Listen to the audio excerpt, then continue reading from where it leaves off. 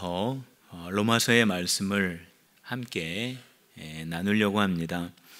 로마서의 말씀은 기독교의 아주 중요한 교리가 되어지는 그 핵심적인 내용들을 체계적으로 잘 정리해 놓은 그러한 성경의 말씀입니다. 성경적인 신앙관을 우리가 잘 가질 수 있도록 해주는데 아주 크게 유익을 주는 그런 하나님의 말씀이기도 합니다. 로마서의 본문 말씀으로 우리가 들어가기 전에 로마서의 배경에 대해서 우리가 함께 살펴보도록 하겠습니다. 이 로마서는 원래 헬라어로 제목이 프로스 로마이오스라고 하는 그러한 제목이 붙어져 있습니다. 이 프로스 로마이오스라고 하는 이 헬라어를 한국말로 번역을 하면은 이거는 로마인들에게라고 하는 그러한 뜻입니다. 이 제목에서 알 수 있는 것처럼 이 로마서는 로마에 있는 그리스도인들에게 보내는 서신입니다. 우리가 이 로마서를 바울의 편지라고도 말하고 바울의 서신이라고도 말하는데 우리가 서신이라고 하는 것이 더 정확한 표현이 됩니다. 왜냐하면 그 당시 편지와 서신에는 차이점이 있기 때문에 그렇습니다. 이 편지라고 하는 것은 어떠한 의미를 담고 있냐면 개인이 개인에게 보냈을 때 그 개인이 수신자가 되어서 그 내용을 읽어보는 것, 이것을 편지로 그렇게 분류를 하고요. 서신이라고 하는 것은 이거는 어떠한 사람이 여러 사람들에게 보내는 그런 내용을 서신이라고 합니다. 그렇기 때문에 바울이 로마에 있는 많은 그리스도인들에게 보내는 문서였기 때문에 이거를 편지라고 하지 않고 서신이라고 그렇게 표현을 합니다. 이 로마서는 로마에 있는 많은 그리스도인들 그리고 그 주변에 있는 여러 성도들이 그 서신을 돌아가면서 이렇게 읽기도 하고 그것을 통해서 권면도 받고 위로도 받고 했던 그러한 하나님의 말씀입니다. 이 로마서를 기록한 사람은 바울입니다. 우리가 앞으로 로마서의 말씀을 계속해서 읽어나가다 보면은 그 로마서의 내용 중에서 바울이 기록하였다라고 하는 그러한 증거들을 많이 만나볼 수가 있습니다. 그런데 이 로마서는 바울이 직접 기록한 것이 아니라 더디오라고 하는 사람을 대필자로 세워서 기록을 하였습니다. 바울이 눈에 연약함을 가지고 있었기 때문에 더디오가 바울을 대신해서 이 로마서를 대필을 하게 됩니다. 이 로마서가 기록이 된 그 연도는 57년, 58년경으로 보고 있습니다. 바울이 3차 전도 여행을 마치고 예루살렘으로 돌아올 때에 바울이 고린도에 잠시 머무른 적이 있습니다.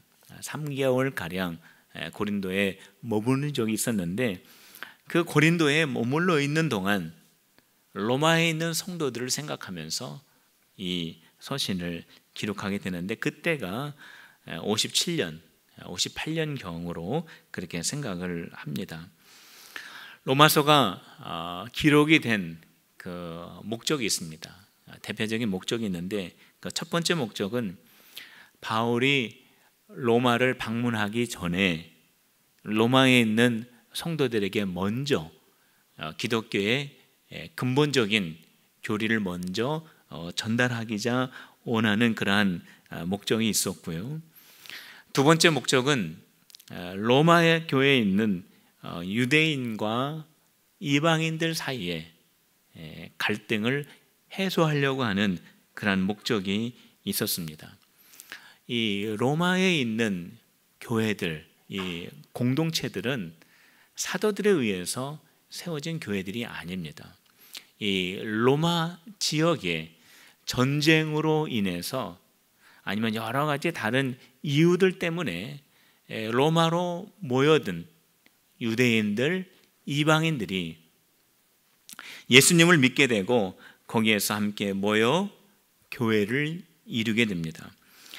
이 로마 안에 있는 이 교회 공동체 속에는 유대인들도 있었고 이방인들도 있었습니다. 그런데 이들은 서로 다른 신앙을 가지고 있었습니다. 신앙적 색깔이 조금씩 서로 상이했습니다.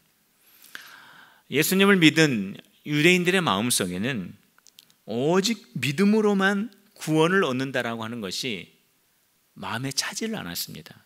그들은 율법을 배웠고 제사를 드렸고 율법을 준수할 때에 하나님의 백성이 된다라고 하는 것이 그들의 삶에 젖어 있었기 때문에 믿음만으로라고 하는 것이 마음에 그렇게 와닿지 않았어요.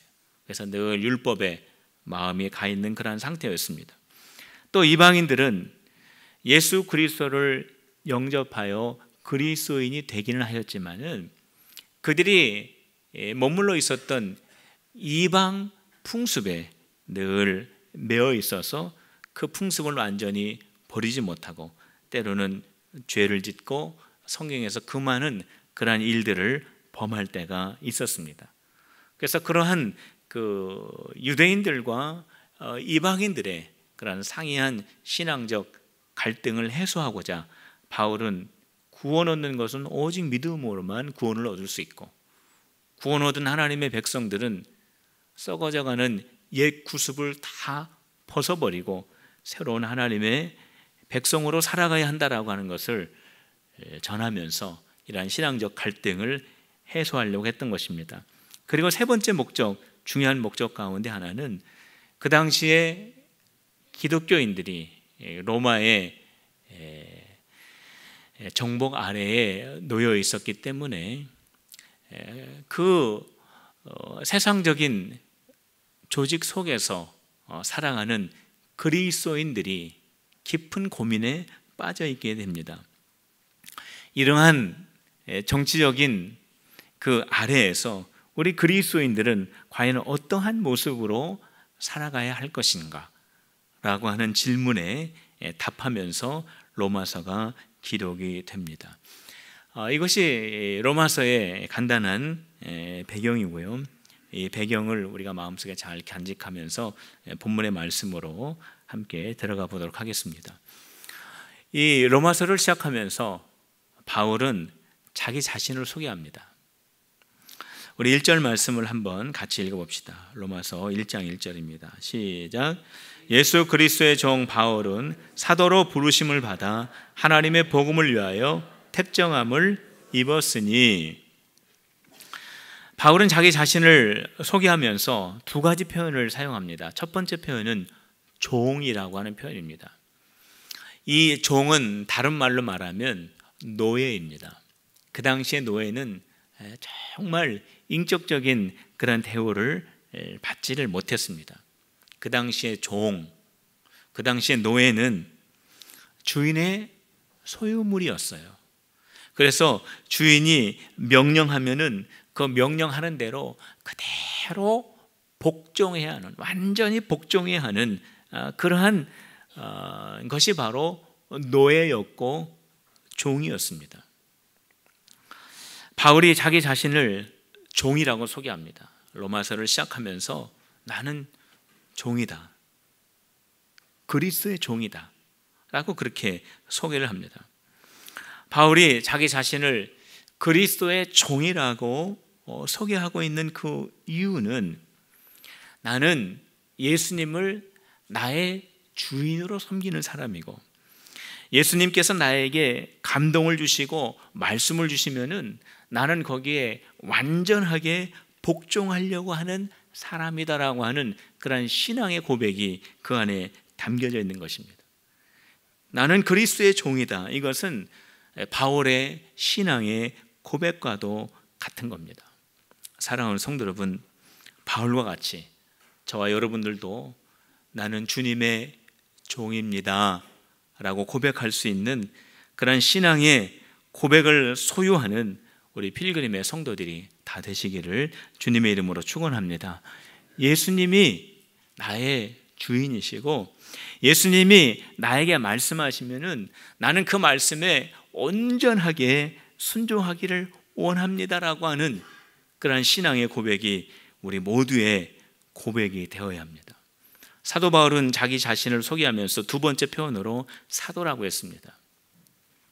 이 사도라고 하는 이 뜻은 소식을 전달하는 자라고 하는 뜻입니다. 그런데 이 사도라고 하는 이 성경에 기록되어 있는 이 말은 또 다른 특별한 의미가 여기 있습니다.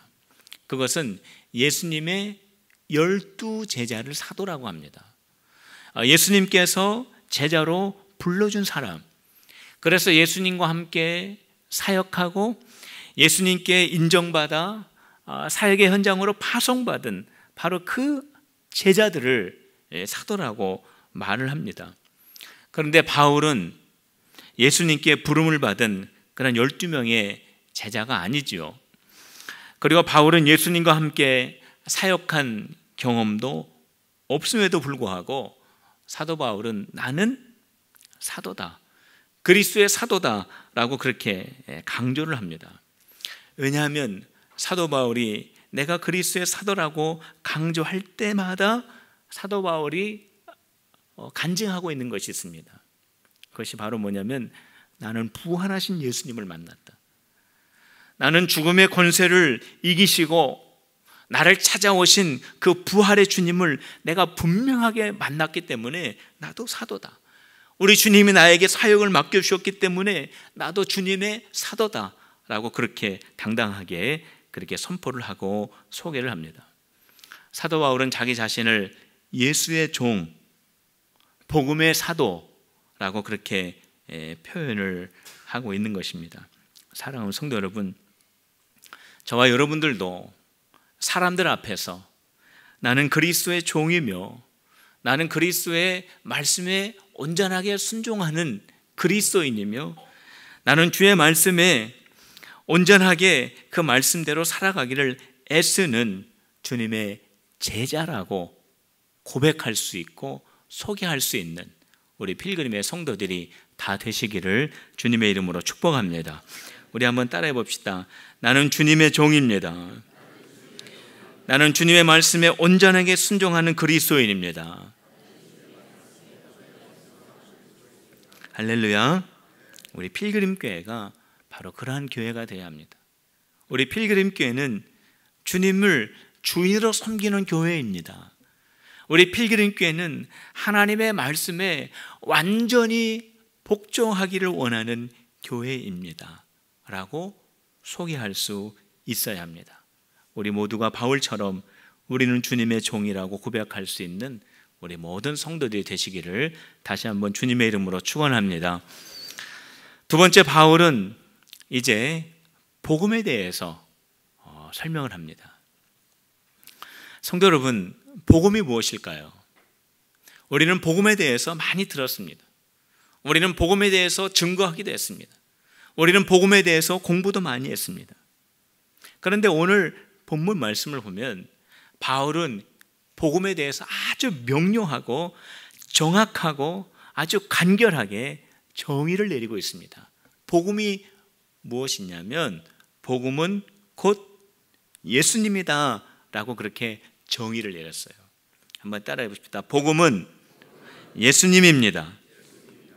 복음은 예수님이에요. 굉장히 간단해요. 굉장히 명료합니다. 그러나 정확한 정의입니다. 복음은 예수님이에요. 그렇기 때문에 바울은 예수님에 대해서 설명을 합니다.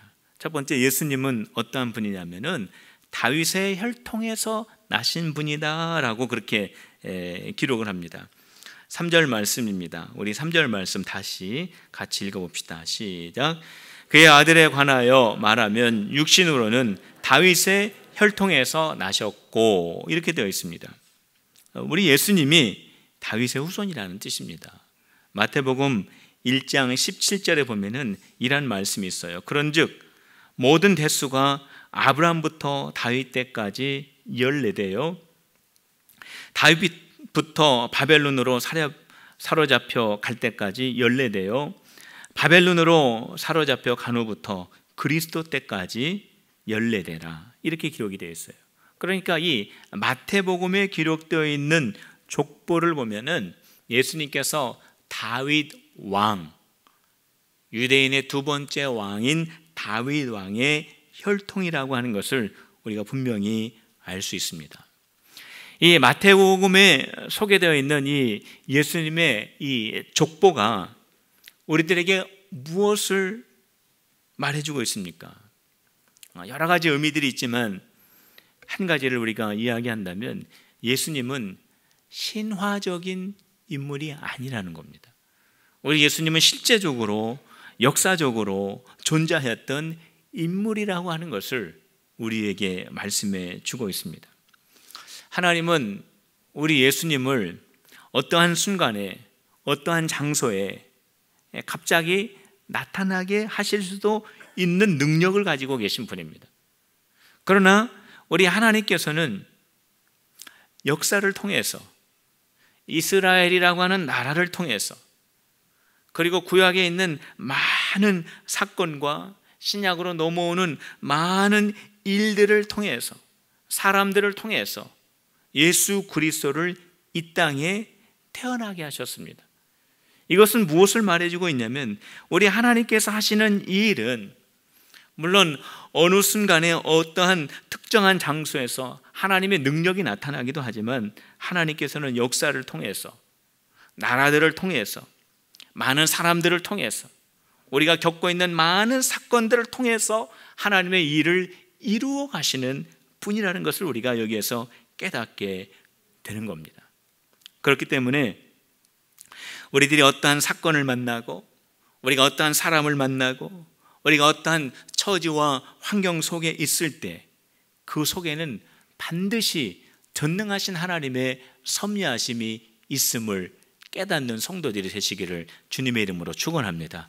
그 속에 하나님께서 어떻게 역사하고 계시는지, 그 속에서 하나님의 놀라운 그 하나님이 하시고자 하는 일들이 어떻게 진행되어져 가고 있는지, 여기에서 하나님의 뜻이 무엇인지, 여기서 하나님께서 우리에게 원하시는 것이 무엇인지를 우리가 깨닫기 위해서 늘 거기에 초점 맞추면서 하나님의 뜻이 드러날 때 우리가 쓰임받기 위해서 준비하는 것이 저와 여러분들의 올바른 삶의 모습이 되는 겁니다. 두 번째로 사도 바울은 예수님을 설명하면서 예수님의 죽음을 말합니다. 4절 말씀에 보면은 성결의 영으로는 죽은 자들 가운데에서 이란 말씀이 있습니다. 우리 예수님이 죽은 자들 가운데 계셨었더라는 것을 말씀하고 있습니다. 우리 예수님께서 죽은 자들 가운데 계셨다라고 하는 것은 예수님이 십자가 위에 계셨다라는 걸 말합니다.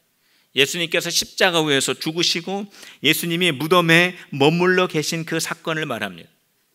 예수님이 왜 십자가 위에서 죽으셨습니까? 그것은 저와 여러분들의 죄를 짊어지시고 그 죄의 값을 담당하시기 위해서, 그로 말미암아 저와 여러분들을 죄와 사망의 권세에서 건져내시기 위하여 예수님께서 그 십자가 위에서 죽으셨어요. 그 다음에 세 번째 예수님을 설명하면서 예수님의 부활을 말합니다. 4절 말씀에 보면 부활하사 능력으로 하나님의 아들로 선포되었으니 곧 우리 주 예수 그리스도시니라. 부활하셨다라는 것은 예수님이 십자가에서 운명하시고 3일 만에 다시 죽음의 권세를 이기시고 살아나신 것을 말씀하는 겁니다.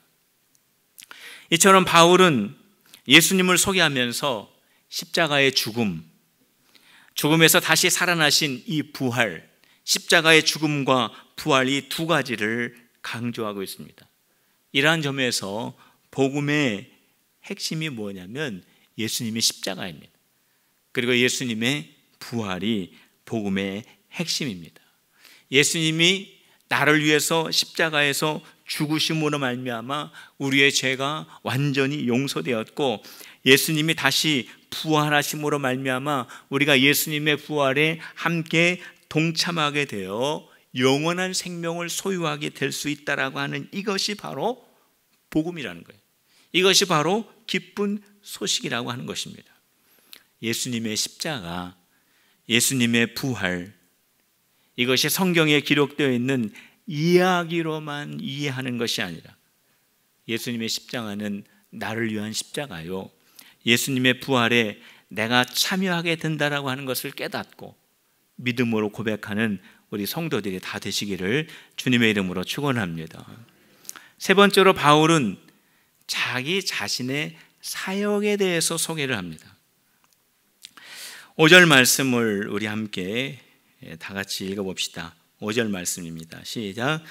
그로 말미암아 우리가 은혜와 사도의 직분을 받아 그 이름을 위하여 모든 이방인 중에서 믿어 순종하게 하나니. 바울은 자기가 사도의 직분을 받았다고 했어요.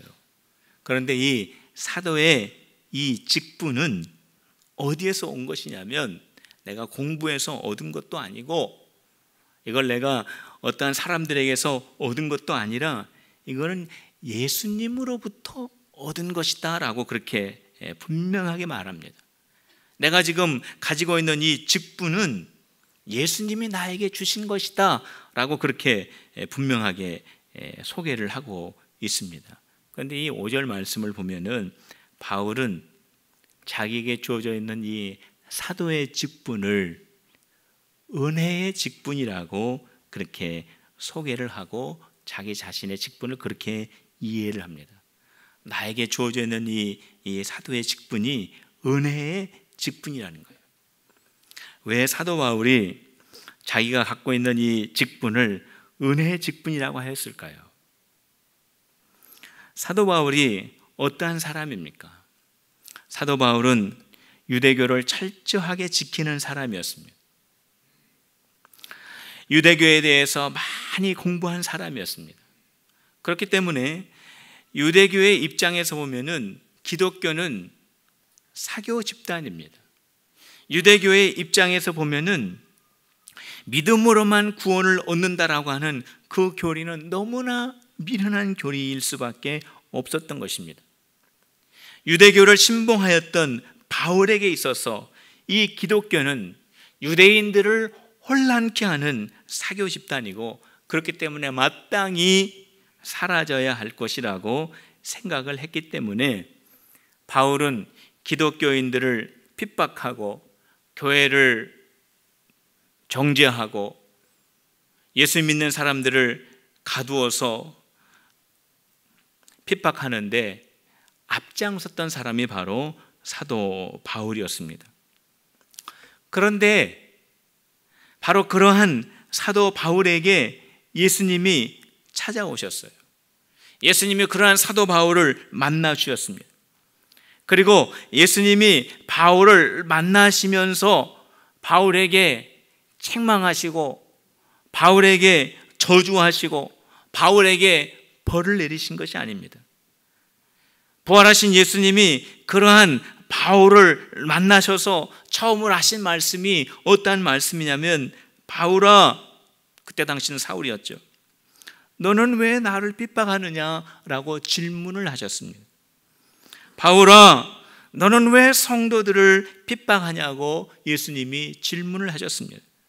바울아, 왜 너는 교회를 핍박하냐고 우리 예수님이 바울에게 질문을 하셨어요.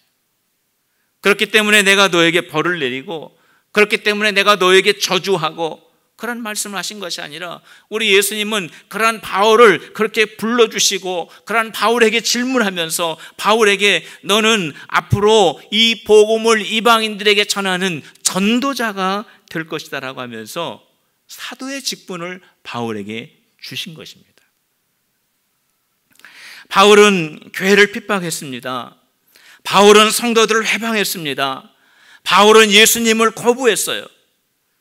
그러한 바울에게 예수님이 찾아가셔서 그에게 징계하시고 그를 벌 내리시고 그를 어떻게 혼내주신 것이 아니라 바울아, 너는 이제부터 성도들을 온전하게 하고 교회를 세우고 예수 그리스도의 복음을 전하는 사도가 되라고 하는 직분을 주셨다는 거예요. 왜 그러한 직분을 주셨을까요? 왜 사도 바울에게 예수님이 그러한 사명, 그렇게 소중한 사명을 사도 바울에게 맡겨주셨을까요? 성경을 아무리 찾아봐도 그 이유가 나타나지를 않습니다. 사도 바울도 나 같은 사람에게 예수님이 왜 이러한 직분을 맡겨주셨는지에 대한 분명한 해답을 한 적이 없습니다. 바울에게 왜 주님이 그러한 귀한 직분을 맡겨주셨는가? 그 이유를 한 가지 말하라고 한다면 바울이 오늘 이 본문 5절에서 그것은 은혜의 직분이라고 말한 겁니다. 마땅히 나는 벌을 받아야 하지만, 마땅히 나는 우리 주님에게 책망을 받아야 하지만, 나는 내가 행한 그 행위에 대하여 우리 주님께서 나에게 벌을 주셔야 하는 것이 마땅하지만, 우리 주님은 거꾸로 나에게 이러한 놀라운 사도의 직분을 주셨다는 것을 생각하면 이것은 은혜의 직분이다라고 그렇게 표현할 수밖에 없다라는 거예요. 그래서 사도 바울은 5절에서 주님이 나에게 은혜의 직분, 사도의 직분을 나에게 주셨다라고 그렇게 고백을 한 것입니다. 성도 여러분, 우리도 같은 은혜를 받았습니다. 저와 여러분들이 예수님을 믿기 전에 어떠한 생각과 어떠한 모습으로 우리가 생활을 하고 있었습니까? 우리가 하나님의 자녀가 될 수 있는 자격을 가지고 있었던 사람들입니까? 그럼에도 불구하고 우리들은 지금 예수님을 영접하고 하나님의 거룩한 자녀가 되었습니다. 어떻게 우리가 예수님을 영접하게 되었고, 우리가 어떻게 예수님을 영접함으로 하나님의 자녀가 될 수 있었습니까? 우리에게 어떠한 특별한 이유라도 있었던 것입니까? 우리에게 어떠한 특별한 자격이라도 있었던 것입니까? 우리가 그러한 거룩한 하나님의 자녀가, 구원받는 자녀가 될 수 있다라고 말할 수 있는, 설명할 수 있는 어떠한 이유가 우리에게 있었습니까? 그 이유를 설명할 수 있는 사람은 아마 아무도 없을 겁니다. 우리가 하나님 앞에서, 우리가 예수님 앞에서 내가 하나님의 자녀가 되고 내가 예수님의 십자가의 은혜를 받을 만한 그러한 사람이 될 수 있는 어떠한 이유를 말할 수 있는 사람은 아무도 없을 거예요. 한 가지 이유를 말한다면 오늘 5절에 있는 것처럼 은혜로 우리가 고백할 수밖에 없는 것입니다. 내가 예수님의 자녀가 되고 내가 예수님의 사랑을 받고 내가 하나님의 거룩한 백성이 될 수 있었던 그 이유는 은혜라는 거예요. 우리 주님이 나에게 주신 그 은혜. 그렇기 때문에 내가 하나님의 된 것은 은혜로 된 것입니다. 하나님의 자녀 된 것은 나의 능력으로 된 것이 아닙니다. 하나님의 자녀 된 것은 나의 어떠한 업적으로 된 것도 아닙니다. 하나님의 자녀가 되는 것은 나의 어떠한 실력으로 되는 것도 아니기 때문에 우리가 하나님의 자녀가 된 이 직분을 우리 스스로 자랑할 수 없다라는 겁니다. 나에게 이러한 능력이 있기 때문에, 내가 이러한 배경을 가지고 있기 때문에, 나에게 어떠한 장래가 보장되어지는 어떠한 그것이 분명하기 때문에 내가 하나님의 자녀 되는 것이 합당하다라고 생각하는 그 생각은 성경적인 생각이 아닙니다. 우리가 하나님의 자녀 되는 것이 은혜인 것을 깨닫는 우리 성도들이 다 되시기를 주님의 이름으로 축원합니다. 그 은혜를 생각하면서 우리가 감격할 수 있어야 됩니다.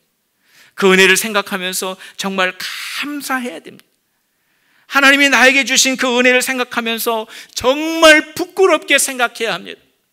나 같은 죄인이, 멸망받을 수밖에 없던 내가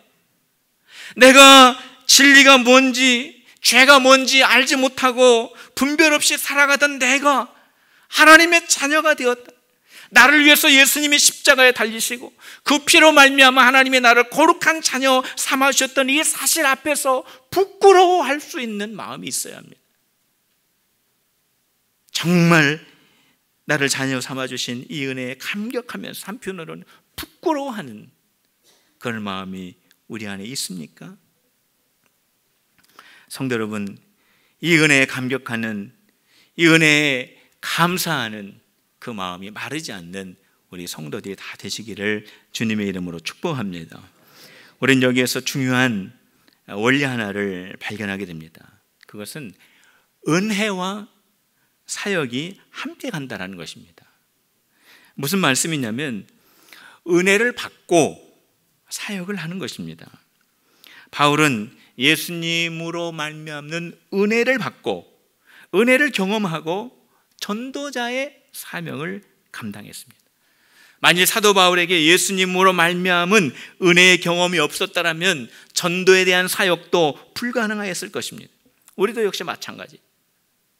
우리도 예수님의 사역을 해야 합니다. 가르치는 사역, 선포하는 사역, 치유하는 사역을 해야 하는데 이 예수님의 사역을 하기 전에 우리에게 먼저 필요한 것이 뭐냐면 예수님으로 말미암는 은혜 체험을 해야 합니다. 예수님으로부터 주어지는 은혜를 우리가 경험해야 합니다. 예수님으로 말미암는 은혜가 없이는 예수님의 사역이 불가능하기 때문에 그렇습니다. 예수님은 12명의 제자들을 다 불러주시고 그들에게 말씀으로 훈련시키시고 나중에는 성령의 충만함과 권능을 그들에게 부어주시고 전도자로 파송하지 않습니까? 우리 교회도 역시 마찬가지. 우리 교회도 주님께서 우리에게 맡겨주신 그 사역을 해야 합니다. 사역이 중요합니다. 그런데 그 사역을 하기 전에 우리가 예수님으로 말미암는 그 은혜로 준비되어야 하고 우리 예수님이 우리에게 허락하여 주시는 성령과 권능으로 충만한 다음에 주님이 우리에게 맡겨주신 그 사역으로 나아가야 하는 것입니다. 그래서 은혜와 사역은 함께 가야 합니다. 우리 필그림 교회가 그 은혜의 사역, 예수님으로 말미암는 그 귀한 사역을 하기 위해서 여러 가지로 노력하고 있지만 그 가운데 하나가 소그룹 성경 공부입니다. 이 소그룹 성경 공부에서 집중적으로 예수님으로 말미암는 그 말씀을 통해서 우리가 은혜 받고 성령 충만 받고 주님의 귀한 사역을 감당할 수 있는 사람으로 준비하는 것이 바로 소그룹 성경 공부입니다. 우리 성도님들 차츰차츰 이 하나님의 말씀을 배우고 주님께서 우리에게 맡겨주신 그 사역을 감당하는 그 준비하는 자리로 많이 오셔서 준비하고 은혜 받고 주님의 귀한 사역에 쓰임받는 우리 성도들이 다 되시기를 주님의 이름으로 축원합니다. 성도 여러분, 우리 필그림 교회는 신앙이 분명한 교회가 되어야 합니다. 우리 필그림 교회는 하나님의 말씀에 완전히 복종하는 그러한 교회가 되어야 합니다. 그래서 예수님의 은혜를 경험하고 주님이 우리에게 맡겨주신 그 사역을 감당하는 그러한 필그림 교회, 저와 여러분들이 다 되시기를 주님의 이름으로 축원합니다. 오늘 이 시간 우리 함께 다 같이 기도합시다. 하나님, 우리가 신앙의 고백 위에 서게 하여 주시고 그로 인해서 우리가 은혜 받게 하시고 주님 우리에게 맡겨주신 사역 감당하는 필그림이 되게 해달라고 우리 간절히 한 음성으로 다 같이 기도하시겠습니다. 할렐루야.